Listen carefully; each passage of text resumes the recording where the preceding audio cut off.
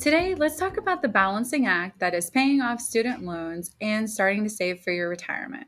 When Charles Schwab surveyed millennials and asked when they expect to retire, the average age was by age 60. Gen Z had a similar response.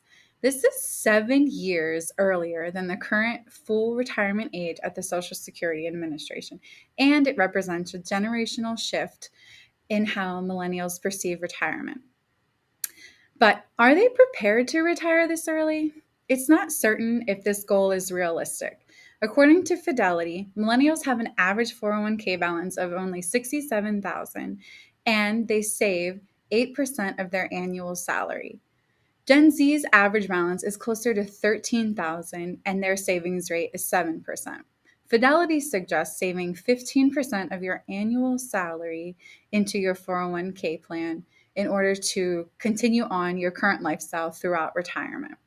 So maybe collectively, we aren't really ready to retire at age 60. The biggest challenge we face is the disproportionate amount of student loan debt that we have. Limited job prospects that were available immediately after graduating high school and college, coupled with the financial crisis, created an ongoing uphill battle for younger generations. Additionally, life expectancy continues to increase, which means the money that you have saved needs to last you for a longer time. And being that Social Security is underfunded, millennials more than current generations will have to start relying on themselves in order to secure their retirement. So, should you pay off your student loans or begin saving for retirement?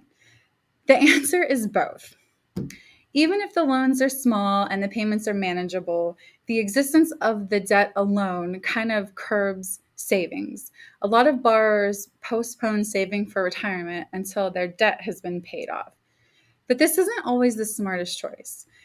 While you should be at least making the minimum payment on your student loans every month, you should also be contributing to your retirement plan. The earlier you begin saving, the longer your investment has time to grow and will benefit from the power of compounding. Pay yourself first, even if it's only like $10 every month. You can consider refinancing your student loans, although right now might not be the best time for this.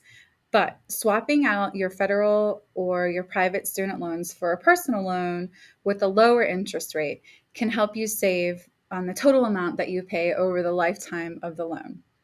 Just keep in mind that the federal loans usually have a smaller payment and they come with more flexibility. This is like a safety net that you might lose if you move your loans to a private program. You should try to contribute the maximum amount into your 401k. Like we said earlier, Fidelity suggests 15% of your annual salary, but we might even suggest saving closer to 20% if it's possible. This might seem to be out of reach for a lot of you, but you should at least ensure that you're contributing enough to obtain the employer match. This essentially doubles your money immediately.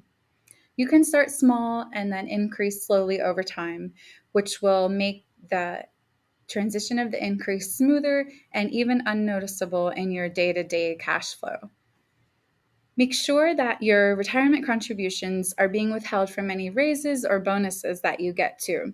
In fact, when you do receive a raise, it's a good time to reevaluate how much you are saving.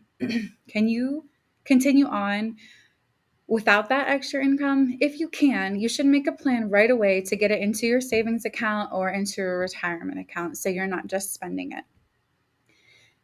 You should plan to have 10 times your final salary saved by the time you reach retirement age if you plan on retiring at 67 years old.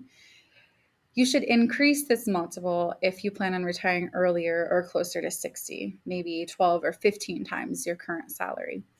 So, as a loose guideline, by 30, you should have the equivalent of your starting salary saved. And by 40, you should have 3 times the amount of your current salary at that time saved.